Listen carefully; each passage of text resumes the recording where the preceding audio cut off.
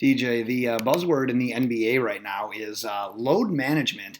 And I was just thinking, with how bad we've been recently with our gambling picks, give me a reason. Tell me why. Because I'm kind of leaning towards maybe we should take a week off for load management. Tell me why, as degenerate gamblers, talk me out of it. Do you know what it is doing outside right now? Tell the people. It is snowing. We are born in the snow. We're in Wisconsin. We live in the snow. We thrive in the snow. We do our best work in the throw. We're gritty. We love being down. We're blue-collar workers. If you go against us now, if you fade us, it's going to be the worst decision of your fucking life, because when it snows, that's when the fucking dogs come out, and the dogs are here. Okay, you sold me. Yes or no? Do we also drink in the snow? We drink, baby. Well, then let's get loaded, because this is the Loaded Box Podcast. Where we never finish first, because we finish last. Oh, DJ, we are back. It's NFL Week 10. It's our gambling podcast. And unlike our Week 10 fantasy football podcast, the listeners heard 2 beers crack, and you must be back on the old wagon. How does it feel with that first sip down? Woo! Tastes so good once it hits your lips.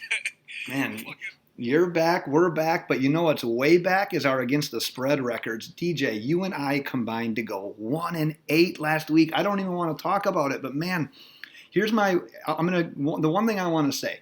My bad beat, where I think everything just turned to hell for me, was Jacoby Brissett gets hurt. Frickin' Brian Hoyer comes in.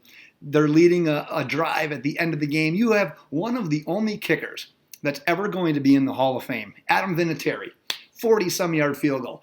It never had a chance. That would have given the Colts the win. That would have given me the win. After that, everything went black on me. Monday night, I bet the Cowboys and the Cowboys under, and I was on the verge of nailing it. They get a sack, and that fumble fucks my under.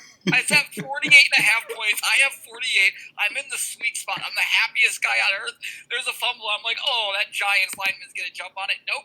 This fat fucker squirts out of his ass and lets this goddamn safety pick it up and take it to the house with no time left to screw my double winner. That's why they call it gambling, and that's why we're back this week to redeem ourselves. So, DJ, are you ready for a little Week 10 redemption?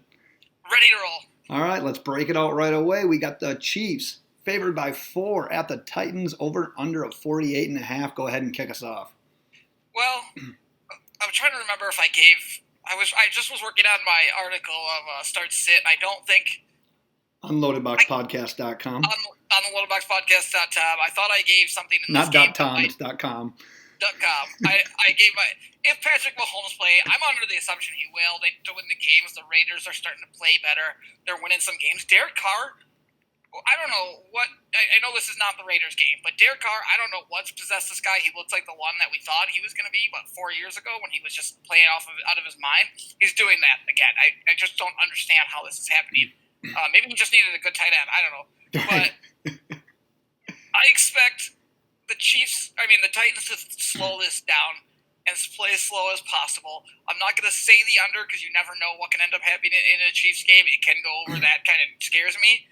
But if I have to go on the side, I think Mahomes plays. He comes back with a vengeance. He looks healthy, running around on the field like an idiot at the end of the last game. Yeah. -4 doesn't seem like enough points. Nope. I got to side the Chiefs with Mahomes coming back. He's going to be pumped. I'm with you on that one as well. However, if Mahomes does play, I sort of like the over in this game.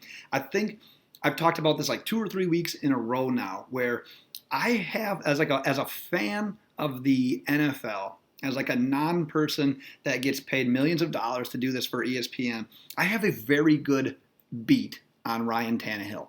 This is one of those games, this is one of those defenses where if he's given time in the pocket, which he should, if Derrick Henry produces like he should, Tannehill should find some throwing lanes in this game, should flirt with 250, 300 yards, should probably throw 2 to 3 touchdowns. And if Mahomes plays, I have no hesitation that he could just jump back in there and do fine. So if Mahomes plays, if we have 100% guarantee he's back, I am going to the Chiefs, but I like this over.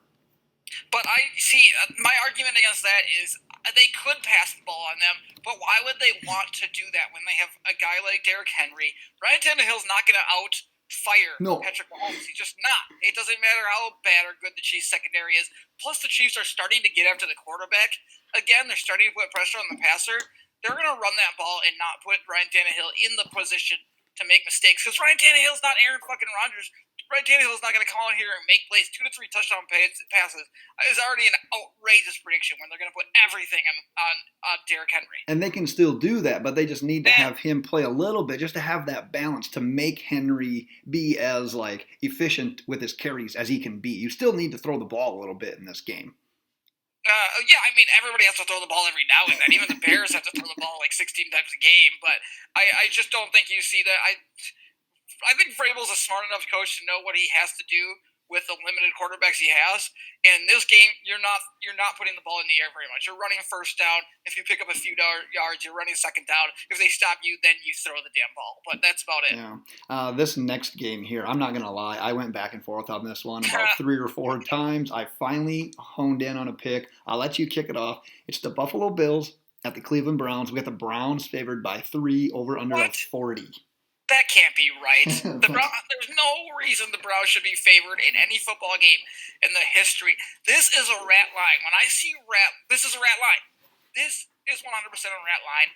I'm not chasing the cheese. I'm not betting this game. But since it's a rat line, if you want to bet this game, bet the Browns -3. It doesn't make any sense. I'm not comfortable unless I'm uncomfortable. I'm almost convinced myself that I'm going to bet the Browns because I hate rat lines like this.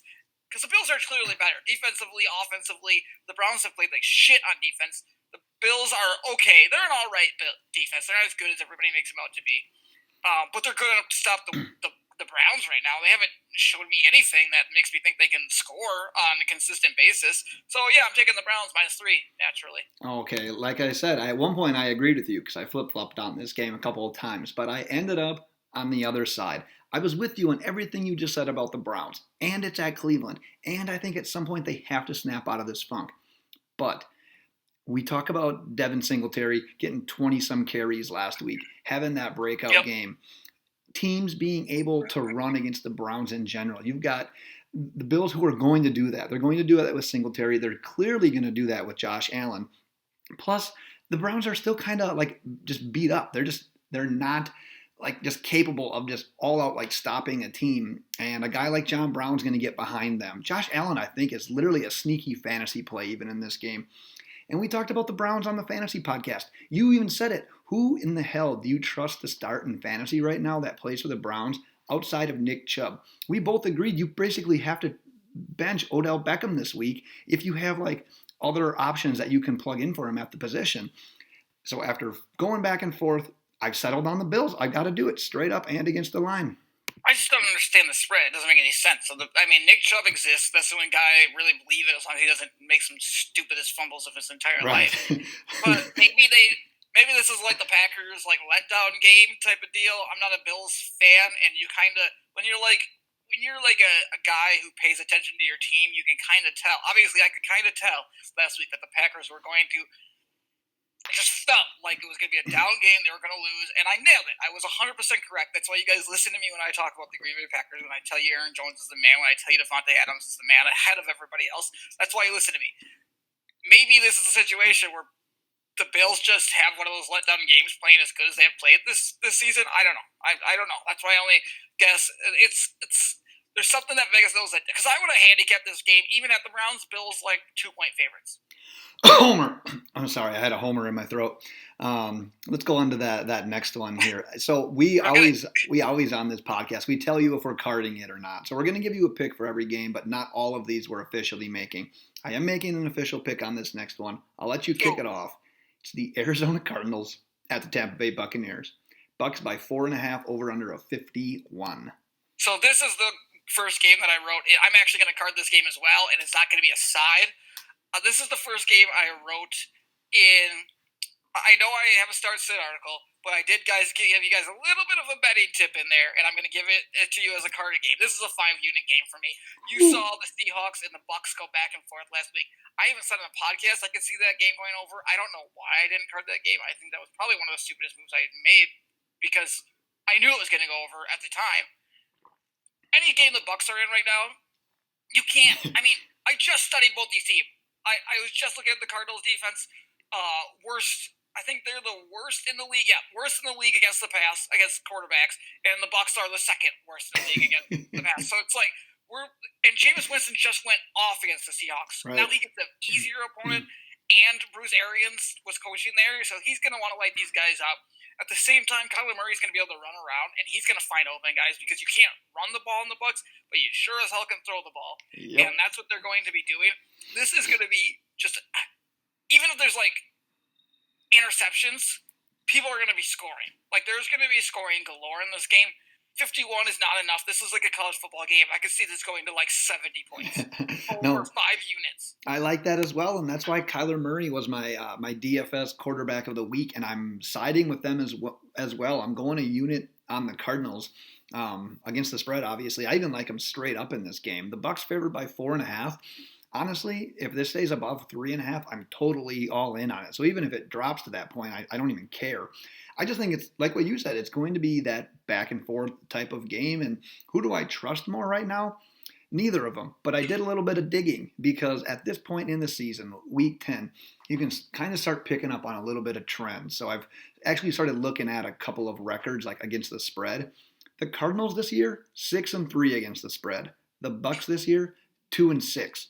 Last week was kind of bullshit because the Bucs played better. They didn't get the ball in overtime, and they were just a product. They were like 5.5 point or 4.5 point dogs. They were in that game. They had the chance to cover. That one kind of sucked because they could have won that game straight up if they get the ball in overtime. And that overtime rule is terrible, so I don't count that game against them. Count it as 2-5. Okay, they're 2 and 5.5 against it, but I don't even care in this one because the Bucs are favored by 4.5. I can lose this game by the game-winning field goal or whatever the Bucs are going to do in overtime, and I still win the bet. I like this one. Unit on the Cards. Update: Patrick Mahomes listed as a full participant in practice today. Boom, 17 units. Cheese. That's why we have that spread. Let's go on to, it's the battle of the New York teams. It's the Giants. They're favored by 2.5 over the Jets. Over-under is 43.5. And before you start here, talking about against the spread, these two teams are terrible against the spread. They've combined to go 5-11 this year. I think the Jets have a decent game and they win this game at home. That's all I'm going to say. They win money line. They win straight up. They win against the spread. I'm not betting it because it's trash, and I shouldn't waste my time on this game. So you're basically just doubling down on your Sam Darnold prediction then from the DFS pod? And Robbie Anderson. I don't want to say too much. Just go read my article. LoadedBoxPodcast.com. Tomorrow. I'm opposite on this one. I'm sorry. After watching the Jets last week, I don't want to spend too much time on it either, but after watching the Jets last week, I just can't do it, man. And yeah, I watched the Giants too, and that wasn't much better. For some reason, though, I just have a little bit more faith in a team that has like Saquon Barkley and, oh God, I was going to say Daniel Jones, but that just sounds gross coming out of your mouth. Him and Darnold right now have both just been turnover machines. I think Daniel Jones might lead the league in turnovers. He's pretty damn close. But yes. Darnold, like since he's been back and since that game against the Cowboys, I think he's thrown 75 interceptions. Like it's ridiculous how many interceptions that dude's thrown right now. Against the Patriots alone, he was just throwing it up to those ghosts that he was saying. I can't bet on that team right now. Not carding it, but I'm taking the Giants. 75 is your go-to number when you're going to over-exaggerate a number. I'm going to have to change that up. You're catching on to me. I am. Oh, we got an NFC South divisional rival. That's not much of a rival this year. We got the Falcons at the Saints. Saints almost favored by 2 full touchdowns. They're favored by 13. Over under a 51.5. Go DJ. Please, anybody explain to me why, now I'm blanking on his name because Dan Quinn is still the head coach after the bye week of the Atlanta Falcons. Explain it to me. I just assumed he was fired. I just assumed it, and somehow he's still coaching this team. Such an underachieving team based on on paper and preseason expectations. Who has underachieved more? Especially if you take away take away that Super Bowl season. That is underachieving. No, they are not underachieving to the smart people like me who watched Matt Ryan suck balls for too many years. They're underachieving for you who keeps putting these stupid expectations on Matt Ryan who can't get into this good wide receivers. Don't you put that evil on me. In my world, I'm the only one whose opinion matters, and I'm only wrong once I've talked myself into being wrong. Trash. I probably could be. If I bet against the Falcons every game like I should have, I should be 6 1-1, if I'm reading that right. That's what I was gonna say because this is a great one for the against the spread stats. Saints are 6-2 against the line this year. The Saints, like you said, 1-6-1. DJ, if you'd have bet against the Falcons, like you said you were going to, you literally would have been sad on one Sunday of this entire season. It doesn't even make any sense because I hated them so much. I just kept telling everybody to keep betting against them, but I never bet their games at all. Is 13 too many though? 13's a lot of points in the NFL. I'm not going to change my mind. It's Saints, bet on them, bet against the Falcons every time. 13 points, fucking lay them. Lay those points. The Falcons stink. Never, ever, ever, ever bet on the Falcons, ever. And the beautiful thing is, obviously, even if you lose. Say that again? Even if you lose, you don't feel bad because it's the fucking Falcons and you're going to win the next 5 weeks. Yeah, because they ain't going to win. They ain't going to cover 2 weeks in a row. We know that. You would feel bad betting the Falcons and losing. You would not feel bad betting against the Falcons and losing. I'm going to have to re-listen to that to do the math on it, but it sounds like it might be accurate. Oh, and I haven't made a pick. Oh, yeah, I did. Yeah, you did. You made it very emphatically. Fuck it, let's add it to the board. You talked me into it. Saints -13. And the beautiful thing is for the Saints here, obviously they have Drew Brees back now, and they just had a bye week to prepare. I don't know what they had to prepare for, but they're prepared, damn it. So I'm not going to card it, but I'm with you. God, you got to take the Saints here. I mean, I haven't been picking against them, and I've been telling everybody not to pick them, and I would be nailing this. So why wouldn't I just start jumping on board right now? I don't think it's too late ever. I'm going to ride this into next season. Well, we got another big spread here with this next one. We got the Baltimore Ravens favored by 9.5 on the road against the Bengals. Got the over-under on this one as 45.5. What do you got here? This is an interesting one. Who's the quarterback for the Bengals? Did we discuss this? I already fucking don't know. Ryan Findlay. Okay. I believe he was the NC State quarterback. And AJ Green doesn't feel quite right, is what I read today. But, I mean, I don't even. There's so many built-in jokes I feel like there that I just am not feeling. Obviously he doesn't feel well. He's playing for the Bengals. Why go out there and get injured when you're playing for a team that's number 1 draft pick to The fact that they didn't trade AJ Green before the deadline really blows my mind. So let's say they draft Tagovailoa. Let's say they draft Joe Burrow.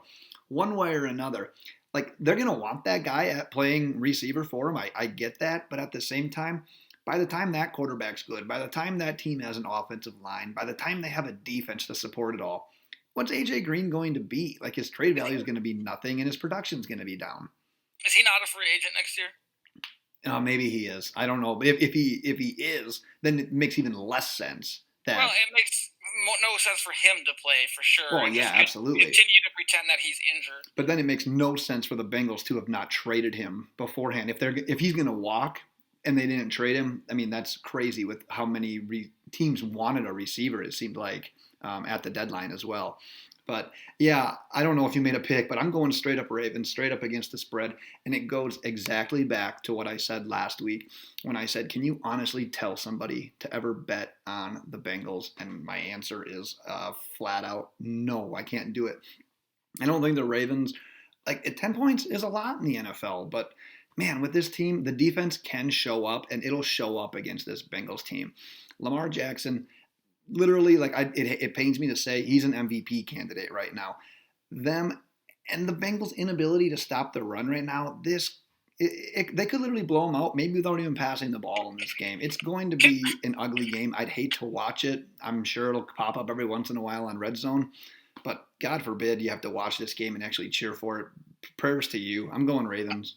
A couple of things. AJ Green is a free agent. Number 2, next year. Number 2, can you win the MVP at the position of quarterback for having, I think it's the number 3 worst quarterback rating in the entire NFL? Well, when you lead one of the best rushing teams in, you can't throw it. Yeah, but when you lead one of the best rushing teams in rushing yards, and you're 6th or 11th in the league, whatever he is, and he's getting it done, and he's not turning the ball over, maybe he's turning the ball over. I mean, a little bit here and there, but for the most part, though, league average wise, he's not terrible. I mean, he can't throw the football, right? Am I wrong about that? It's clear on paper that he cannot throw the football. Running only takes you so far, and your position is quarterback, and your job at quarterback is to lead the offense and throw touchdowns. And then when it comes down to it, What if they're behind? They're going to be behind, right? But are they? Like I know, like I thought about that. Like literally in the car today, I thought about that. I don't want this team playing from behind. But if they keep playing the way they are, they're not going to ever get behind by double digits. You're going to be fine. No, but they are. That's the problem. They are going to get behind because that's just not continue to. That's just not how it works. I hate to say it, but this guy can't fucking throw a football. Well, guess what? They're going to turn the ball over. Mark Ingram just fumbled the other night. They're going to turn the ball over a couple times. Lamar Jackson's leg is going to break, or he's going to fumble it. And Ingram's going to fumble. He's going to throw one of his interceptions, and then they're back. They're down 14-0. And then if he just continues to run it, he's slowing the game down himself.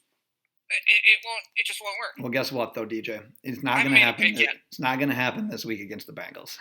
I will go Bengals against the spread because 9.5 points is too much coming off of a tough game on Sunday night. Just because the game on Sunday night, I'll take the Bengals against the spread, but I say the Ravens still win. It would have been classic DJ if you would have said, okay, and you'd have just made all that stuff about Lamar Jackson. You said, all right, I guess the spread, I'm taking the Ravens. Straight up, I'm taking the Ravens. No, I'm just doing the Bengals. DJ, I'm curious to see what you have to say about this because the last 3 or 4 weeks, you've literally ducked talking about the Packers. Now that they've finally gotten that loss out of the way, are you going to make a pick? It's Panthers at Packers. Packers favored by 5 over under a 46.5. I think everybody's going to be on the Panthers this week because you think so? The Packers can't stop the run. Yeah. They think that Christian McCaffrey's going to go for 700,000 yards. He might. They're giving up the big plays. The Packers played. I think people, for some reason, think the Packers are an overrated football team. They're not. Defense is still good. Their secondary is good. Their pass rush is one of the best in the league. Yeah, Kyle Allen's going to have so troubles good. with that. They're going to put a lot of focus on McCaffrey. I think they'll get that run defense fixed. I don't know how. I wish they would have addressed the D lineman position. Montravius Adams has not just been out there. He helped the one game. He did come back. I don't even know his story. Anyways, I do think the Packers will end up, after that last game, refocusing. Everybody's going to be angry. They get to play at home. They've got a bye week coming up. They don't have anything to prove. They're 7-2, but they had a bad game. Aaron Rodgers and Matt LaFleur both called them out. I think they come into this game. The Panthers try to run too much. They just can't keep up with Aaron Rodgers kind of picking them apart. They party too hard, and they're not going to do that this game. They're going to refocus. They're playing at home in the elements, in the snow. Rodgers is going to have a fucking field day. I know that this team is good at Panthers are I think they might be the number 1 pass rush right now in the league, and that's why they've been one of the top teams against the pass. Don't care. Dave Bakhtiari is still the best pass blocking tackle. I know they struggled against Ingram, but we still have Bulaga. We still have Bakhtiari, who two of the best pass blocking tackles in the entire NFL. And right now, our left tackle, Elgin Jenkins, is playing like the best lineman on our team. So this is a good football team. I do think they will cover the spread in this game. I'm going to go ahead and say it. I believe after that loss, they will be 8-2 going into the bye, and then get ready to go beat the San Francisco 49ers on the road after the bye. Are you carding this? No. Not carding. I'm okay. I'm with you here straight up. I'm with you here against the spread. Why I don't like it as an actual bet, though, both of these teams really good against the spread. Packers 6-3, Panthers 5-3. It's just so much uncertainty. Like if you can, when you pair these kind of teams up, you know they're good. You very rarely find a bad team with a good against the spread record, and you might think 5-3 is not that bad. I mean, it's pretty damn good, actually. I mean, they're one away from being the Packers here, obviously, at 6-3. So I don't have too much more to add on it than what you said. I would be a little bit nervous about McCaffrey. The thing about McCaffrey, he can get it done as a pure runner. We know that he can do it, but I feel like he's at his peak. He's most dangerous when he's catching balls out of the backfield. And I don't know how the Packers, I think, struggle a little bit with running backs catching the ball, so that could be an issue as well. But I don't think it's going to be just turn around and hand it to McCaffrey 25 times, control the clock, get touchdowns that way, and try to play with a lead. I don't think that they can just go ahead and do that. If the Packers totally key in, though, on trying to stop the run, I think they're going to have to try something else. And we're not going to see the Packers offense. Well, they scored last week 11. Yeah, it was not. That is not happening this week again. I thought 5 might be a little too high. After thinking about it again, though, this could easily be a 7 to 10 point game. So I have to take Green Bay as well this week.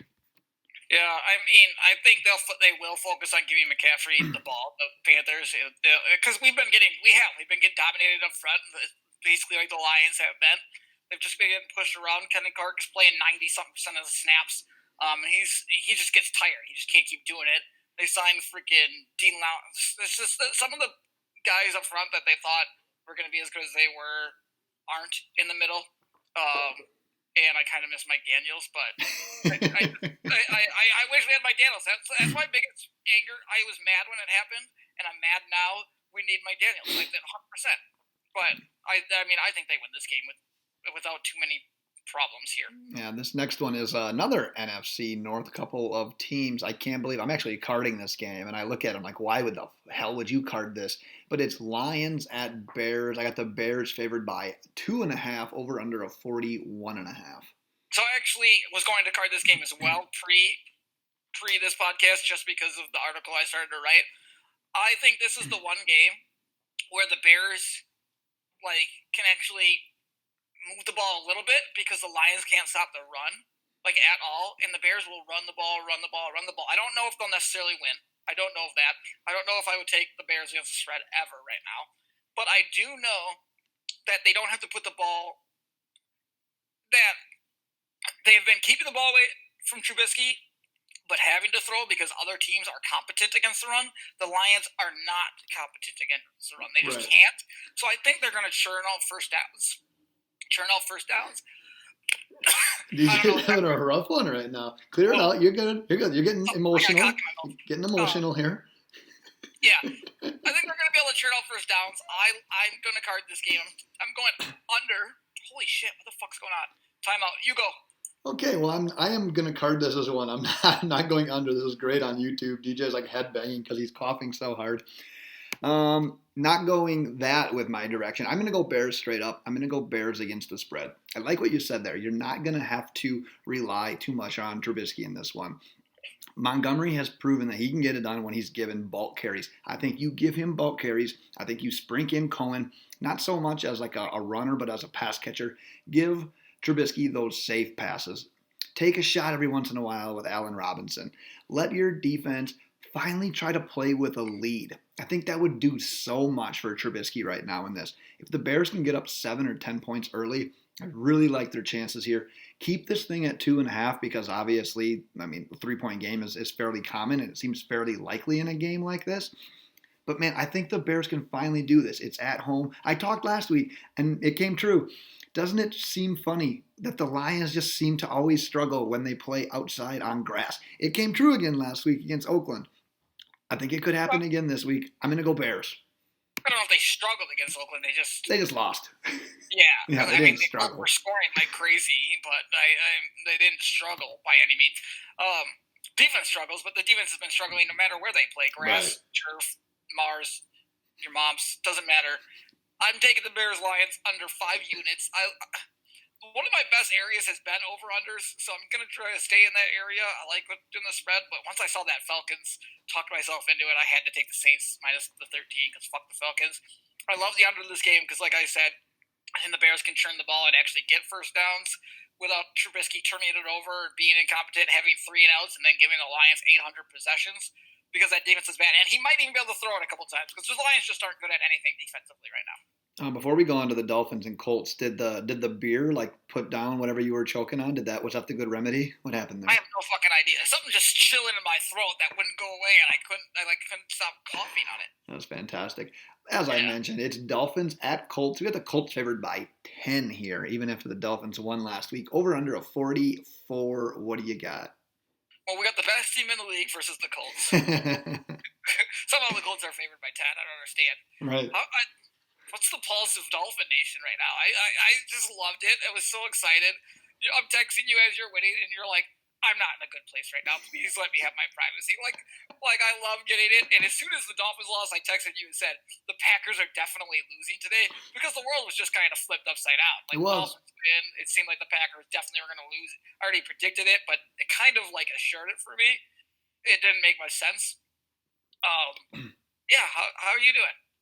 So I tried telling you a little bit about how I'm doing on the fantasy podcast, and then you said I was boring you because I was talking about the Dolphins. I don't want to hear about the players. I want to know how you're feeling. Well, how I'm feeling on this one is the Colts are going to win this game, but you know what? if Brissett plays, we're recording this where we don't know his status yet. I'd like the Colts a little bit more. But with Brian Hoyer, I don't know. I feel like the Dolphins can sort of hang within 10 here. Ryan Fitzpatrick, not a huge fan of him, but he's been producing. He hasn't been throwing as many stupid passes that have been getting picked off. They've been protecting the ball pretty well. And I think I might have mentioned this on that fantasy podcast as well.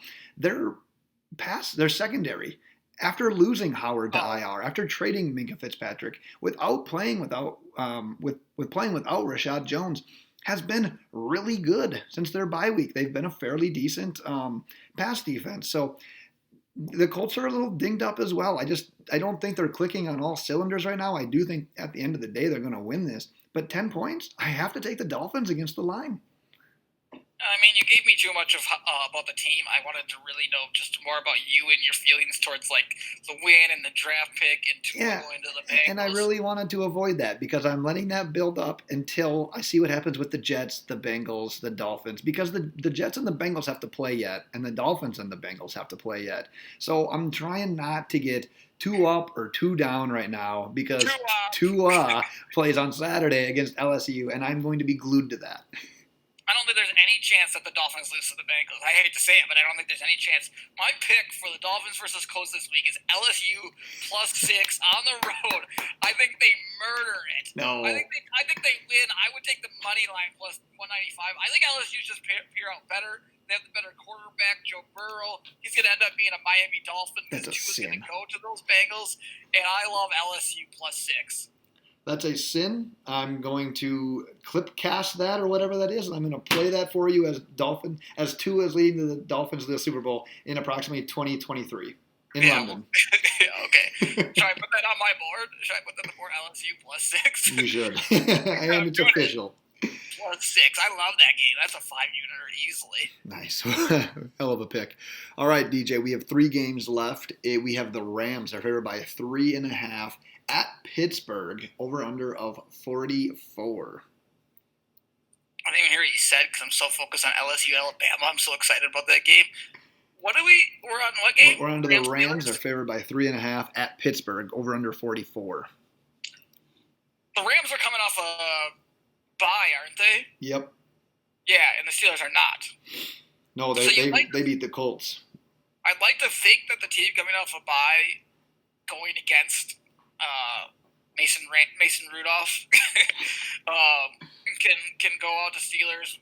Bad quarterback, running backs we don't know what the running back situation is. I think James Conner I don't even know what the running back situation is. Jalen Samuels is healthy. James Conner may play. It's kind of a mess just in general there. But I hate this because I don't like the Steelers defense has been good, like really good. And I don't know if the Steelers, let's go under again. I'm going under the 44. I think the Rams can cover and win this game, but I like the under in this game, 44 points. I like those like mid-level games, taking the over-under on those when I see advantage I can take. I think the Rams struggle to score in this game. Obviously, Brandon Cooks isn't going to play. Josh Reynolds will be filling that spot in, but I don't know if that's going to make much of a difference because Cooper Kupp has been the guy. I just think between Devin Bush and just the offensive line for the Steelers, they still have the ability to run the ball. It's going to be another slow game. I'm going to go under that. I feel like that's a lot of points for this game where the defense is good and the offense for the Steelers is bad. It's another one where I'm just like, I don't understand how it's 44 points. Are you carding this? I'm carding the under. I'm just going to put everything on here. Okay, because the way it started, there was like so much uncertainty, and there was a certain point during whatever you want to call what you were doing. That's where what I do. I just kind of go all over. You snapped, and you're like, I'm going under. And no one saw that coming. Based on what you were saying. The over-under was never talked about, so you totally threw me off. 3 units. 3 units for you on the under. I'm not carding this one. Straight up, I would take the Rams. Against the spread, I would take the Rams as well. I would want this to be at 3, though. That's why I'm not making it an official play. I like the team off the bye. I'm not a huge fan of Pittsburgh still. They were at home against the Colts. The Colts were struggling in that game. The Colts should have won that game at the end, and they obviously didn't. But I just have a little bit more faith in the Rams right now. In order to keep up in that division with the Seahawks, with the 49ers, they need to win games like this. I think they do. They're actually 6-2 against the spread this season. That's one of the better teams in the league against the line. I'm holding to it. If it gets down to 3, I would potentially card this one, but at 3.5, where we have it today, I'm not. But yeah, I'm going to go Rams. Yeah, I would definitely side with the Rams on this game. It just makes sense coming off the bye week. And they're a hungrier team with a quarterback that is capable of making some plays. I know he's not great. I think we figured out that he's not great at this point, but he's got the weapons, he's got the coaching to make him a little bit better than he actually is. And Sean McVay, honestly, he's one of the best coaches in the league. He's going to come up with a game plan against the Steelers. They might not go crazy. They had 2 weeks to study for I'm not comparing the Steelers, but they're structurally good. They had 2 weeks to study for the Patriots, and they still couldn't score points. So I do like the under, but I would lean the Rams, even though I don't like the 3.5. That hook makes me nervous. Yeah. The Sunday night game, before you give your breakdown, I already see that you're going to card this, but I want to talk a little bit about it quick because it's Vikings at Cowboys. Hold on, can I say something? Sure. I've been scrolling back and forth, and I saw you always make the notes for all our spreads and stuff like this, and I saw that you had a note, and it kept confusing me. I'm like, what the fuck? And when we were making picks, I didn't know if this was like a game or what was going on here, because I'm not going to read the notes. It's just too many words, but I kept going back and forth, and I keep getting confused because there's a game, and then there's 900 words after it. Don't put that many words on a piece of paper or on a, whatever you call it, a document online. Expect me to understand what the fuck's going on throughout this podcast. That's why I choked. That's why you got choked up. Well, it is funny, and it is probably a shocker to you, because usually on this one, I have the teams and I have the numbers. I don't add anything. But as I was looking in this one, because I wanted to look at how some teams were doing against the spread, I found out that these two teams are damn near identical. They both have 3 losses. 3 straight up losses. They both have 5 wins against the spread. They both run for about 150 yards per game. The one biggest difference, Dallas throws for about 50 more yards per game, but both allow right around 95 rush yards per game, and both allow right around 225 passing yards per game. They are basically identical, and Vegas agrees because it's Cowboys at home by 3. The home team typically gets the 3 points. That's what we're seeing here. The over-under is 48. I don't know how you feel so comfortable carding this game when these two teams are so damn even. Oh, this is the easiest game of my life. Wait, I'm going the opposite way then. I must be the most annoying person to listen to talk about betting on these games because I do it as we go, and I'm so back and forth, and I'm hearing myself, but I don't care because I keep talking. But I start one way, I start the other, and you get dizzy, and you guys are all confused. But I think that makes it golden, right? Because that's kind of what we do. It's what I do. That's why we encourage everyone to drink along with us during these. Ride the wave. Just ride the wave. Yeah, I talk 500 miles per hour. I'm one way, I'm the other, and then I bet the under. Yep. Can you get any better than that? I don't think there's any more entertaining than this. But let's go back to the Vikings-Cowboys. Is this a Sunday night game? This is the Sunday night game. Are the Cowboys above 500? The Cowboys are above 500. Who is the Vikings quarterback? The Vikings quarterback is Kirk Cousins. Cowboys -3, 5 units. You know what? I didn't realize that when I was looking at this. That is probably all the logic and reasoning you need for this pick. It's easy. I don't have to say anything else. Oh my God! So straight up, I'm Cowboys. Against the spread, though, I have ghost in your house, Sam Darnold? What's that now? Is there a ghost in your house, Sam Darnold? Yeah. If you heard that, it was just. I think my baby was just pouring on the floor. What the fuck just happened? We'll have to wrap this one up so I can get upstairs here. All right, so here's my take on this one, DJ. I'm not carding it, but I like the Vikings. If you can get this line up to 3.5, I think it's worth paying the little bit extra just to get it to 3.5 because these teams, like I said, they're so damn even. It's going to be one of those games. It's going to be the one possession game. I just pray you take the 3.5 points. You be on the team that either wins outright or loses by a game-winning field goal. I'm that confident in this one. God, I almost want to go against you just because of what you said, but your stats don't lie either. Your Kirk Cousins stats, everything that you made me answer, in case you're a listener that doesn't know all the Kirk Cousins stats, everything DJ made me answer basically solidifies that you need to bet on the Cowboys in this game because it's a prime time Kirk Cousins game against a team that's actually legit. I'm not going to make an official play, but for the podcast's sake, you talked me out of it. I'm Vikings. Make it 3.5 though. Yeah, I love it. 3.5. Yeah. Gotcha. I thought you were doing 3.5 units. I was like, wait, what? Add the hook. Above 1 unit? Yeah, never. Until this next game, because I am. This is my game of the week, DJ. It's Monday night. It's the ultimate chase game. It's the Seahawks at the 49ers, the two top teams in the NFC West. The 49ers at home favored by 6.5, over under of 46.5. What do you got here? 49ers have to lose a fucking football game. Bingo. They haven't played many opponents. They haven't played a good quarterback yet. Well, they've definitely played all their opponents. Yeah, but they haven't played real good opponents. They haven't played a good quarterback yet. This is the first one. Yep. The Seahawks are going to come in. They're going to win this game. I'm going to bet it. I'm not going to card it, but I'm going to end up betting the money line in this game. Seahawks, 100%. 6.5. That's a lot of points. I know it's in San Francisco, but this is the type of game that Russell Wilson gets up for. This is the type of game he runs around for. I just don't. I think the front seven. I don't think we know, right? Front seven for the Niners. It's just incredible. Yeah, it's badass. Russell Wilson is like another level of weird with his pocket presence and the way he can get out. And I just don't think the secondaries can hold up. I don't think like Richard Sherman and those guys can continue to cover. Lockett and Metcalf down the field as Russell runs around. And I don't think they can cover him anyway. I think that what makes them they're so what? And Josh Gordon? Yeah, fuck Josh Gordon. I just think that what makes the Niners so good, and this is what makes the Panthers so good against the pass, is the fact that they get to the quarterback so fast. It makes their secondary look better than what they are. Oh, yeah. But they aren't that good. Like, we've seen Carolina in the past. Their secondary isn't that good. The 49ers secondary isn't great. The front seven just gets to the quarterback so well, and that's great. That's good for them. I'm not dissing that, but eventually you're going to run into a Packers, a Seahawks, a Patriots, whoever it is. Yeah, Dolphins, obviously best team in the league, who's going to not be getting sacked every 5 seconds by that line, and they're going to go throw the ball, and then that's going to cause some more running lanes to open. I know the Seahawks love to run it. They can run it, so it's just a lot of things that the Seahawks can do that the Niners haven't faced. I'm not going to card it now because I already have 6 games on it, but I will bet the Seahawks money line. I guarantee it.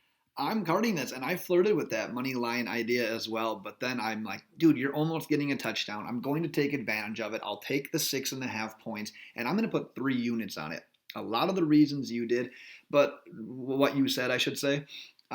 However, here's the thing, too. When you got Bosa coming around the edge, when you've got that defensive front seven getting after him, man, that's what Russell Wilson has thrived on for all these years. He's not new to having a comfortable pocket. He's made his living dodging people in the pocket, getting out, running around like frickin' Johnny Manziel back in Texas A&M, and then making a play downfield. That's what they're going to continue to do. And I would think that I would learn my lesson right now with these 49ers games. I don't know that I've been on the right side of one all year. I took them against the Cardinals. I think it was last Thursday night, it was. And frickin' Kyler Murray throws like a dump-off pass to that Isabella guy, and he houses it from 1,000,000 yards away.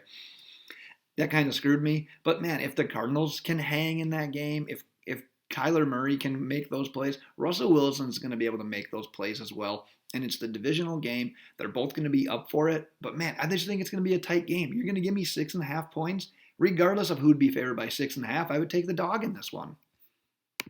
Yeah, absolutely. That's a lot of fucking points. Yeah. Against the Seahawks, and it's a division rivalry. I mean, that's a lot of points to give the top 2 teams in that division at all. I think honestly, this division is actually going to come down to those 2 teams. Yeah. I really do. I think they're going to be tied at some point, and it's going to come down to those 2 teams. I don't know if they play week 16, 17. It might come down to their second game. Like, it honestly might. Yeah, the crazy thing is too, like, so we're recording this on Wednesday night. I would be curious to see, like, come Saturday, Sunday morning, what this line's actually at. So obviously you'll know if you're listening at that point. Yeah, I should probably jump on this now. Yeah, I'm sort of tempted to just get done with this and literally log it in there because I don't see it going higher. Like, I don't see this getting to 7 to 7.5. If No. anything, I see it going the other way and taking 6 with the hook. I like that. So, you have anything else, or should we wrap it up and freaking put this puppy on the board? I mean, we just have to recap. Oh, go ahead.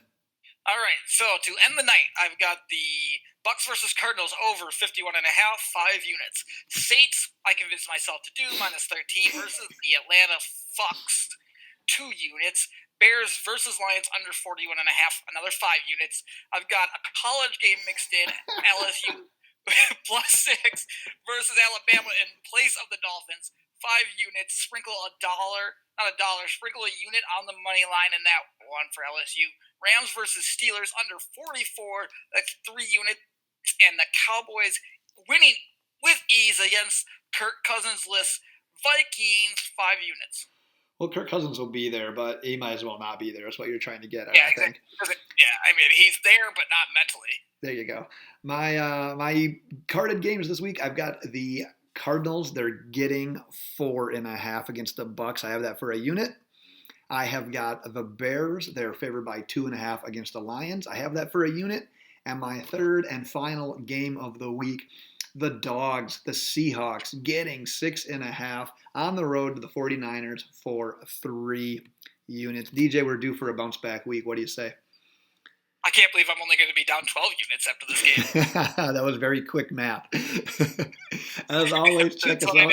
Check us out on Twitter at LoadedBox. Check out DJ's Start Sit article. Check out all of our podcasts, all of our daily fantasy articles, our sleeper articles. Everything that we post is on loadedboxpodcast.com. We'll be back next week with our Week 11 fantasy football preview. You're already listening to us, so make sure you subscribe, rate, and review so the podcasts are there when you are ready. DJ, send us into Week 10. Hungry dogs run faster in the snow. Bye.